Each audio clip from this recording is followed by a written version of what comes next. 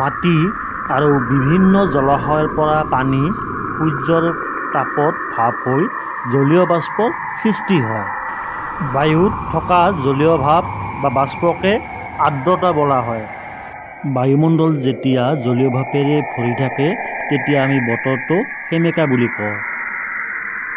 সেমেকা বতৰত তিতা কাপোৰ সোনকালে নুশুকায়। বায়ু গৰম হ'লে ইয়াৰ জলীয় ভাপ ধাৰণ ক্ষমতা বাঢ়ে।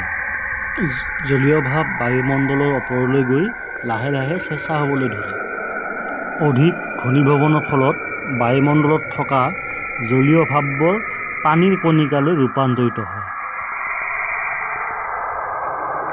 পানীৰ সৰু সৰু কণিকাবোৰ লগ হৈ আকাৰত বাঢ়ি পানীৰ টোপাল হয়।